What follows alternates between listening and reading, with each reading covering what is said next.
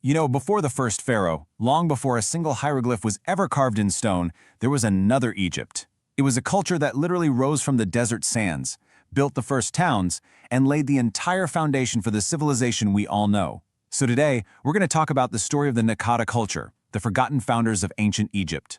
But here's the thing. For centuries, their entire story was silent. Archaeologists were staring at this massive puzzle, thousands of graves, all filled with these beautiful objects, but with no writing, no names, no dates. Absolutely nothing. It was a history without words. So how on earth do you read a story like that? And for a long, long time, this is all we had. Stunning pottery, these mysterious carved palettes, elegant tools. Every single piece was a clue, but without a key, without any way to understand their order, they were just objects in a museum case. A beautiful but deeply frustrating, silent mystery. Okay, let's really dive into this. We have to go back to the late 19th century. Excavators start digging up thousands of these prehistoric graves, and they are so different from anything pharaonic they'd ever seen. I mean, they were so stumped that their first guess was that it had to be some great new race of invaders. They had no clue they were actually looking at the ancestors of the pharaohs themselves. Well, every great mystery needs a great detective, right? And for this one, his name was Sir William Matthew Flinders Petrie. When he showed up at the site of Naqada in 1894, he wasn't just there to dig up cool stuff. He was there to solve an impossible case: how to bring order to a history that had no timeline. So, Petrie knew right away that the usual methods just weren't going to work. There were no king lists to follow, no inscriptions to translate. He needed a completely new way to look at the past, a way to make the objects themselves tell him their story, and tell it in the right order. He was literally searching for a code hidden in plain sight. And you know what? He found it. But the revolutionary clue, the big breakthrough, it wasn't some golden scepter or a royal jewel. No, it was in the most common, most humble, most overlooked object in every single grave: the simple clay pot. This incredible insight led Petrie to invent a groundbreaking technique that he called sequence dating. This would actually become the foundation for a whole field of archaeology. Basically, instead of relying on written dates, he figured out how to arrange artifacts in chronological order just based on the slow evolution of their styles. He was creating the first ever timeline for a civilization that couldn't write its own history. Just think about that for a second. And Petrie's logic, well, it was just remarkably elegant. He reasoned that styles, kind of like fashion, change gradually over time.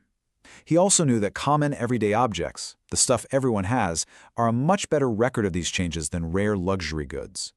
So by tracking these little shifts from one grave to the next, he could build a relative timeline, lining everything up in its correct chronological order.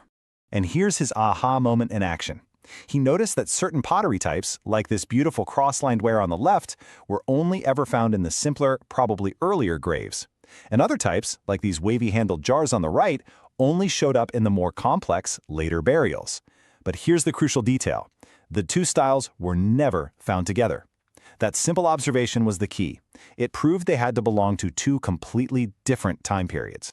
And that key just unlocked everything. All of a sudden, that silent jumble of artifacts started to tell a story. A timeline, literally made of clay, began to emerge, and for the first time, it revealed the incredible evolution of the Naqada culture. This new timeline shows us exactly how this culture developed.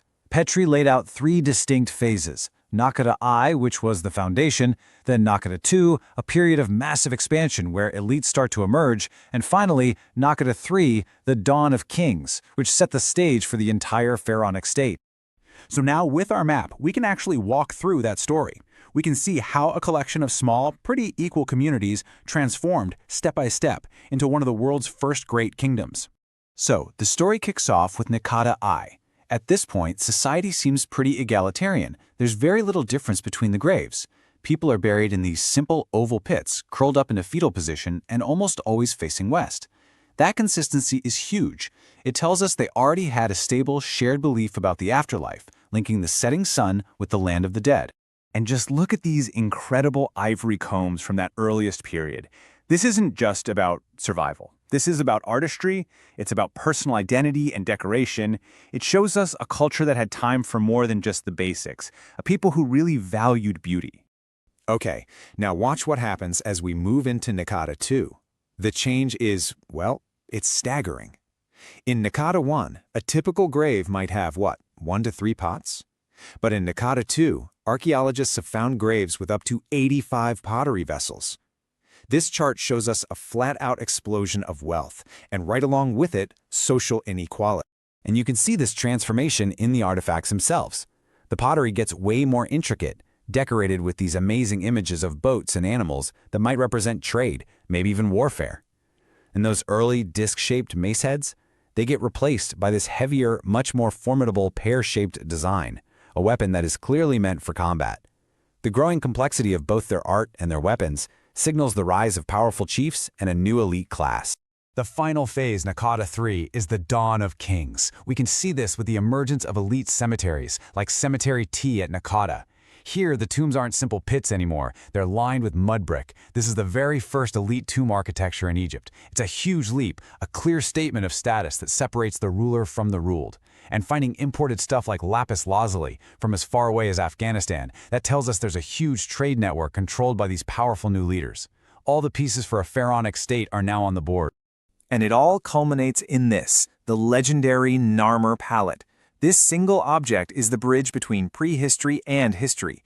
It shows a king, by name, unifying the lands. It is the final product of 1,000 years of Naqada cultural development, and it's the very first page in the story of the pharaohs. But the story of how we discovered this incredible history has a really worrying final chapter. The very sites that Petrie used to unlock Egypt's past, these libraries of clay pots and silent graves, they're now in real, serious danger. Take a look at this. On the left, you've got the area around the Naqada cemeteries back in 2003, a huge empty desert landscape. On the right, that's the same area just this year. That line of modern farms, houses, and roads is literally swallowing the landscape where this entire story is buried. And this isn't a slow erosion. It's a rapid and irreversible conquest. Think about this number for a second. 1,918. That's how many tombs Petrie documented in just one area, the Great Cemetery. His was the first and, tragically, the only systematic excavation of the site. So that means every new field, every new building risks bulldozing through undiscovered tombs, destroying not just artifacts, but the context that lets us read this history. It's like burning books in a library before anyone's even had a chance to read them. Which brings us right back to our first question. It took a genius like Petrie to figure out how to read a history with no words. But what happens when the pages themselves are erased? The story of the Naqada culture isn't just some local history. It's the origin story for one of the world's most influential civilizations. So, knowing what's at stake, how much of that foundational chapter in our shared human history are we willing to lose before it's even been fully told?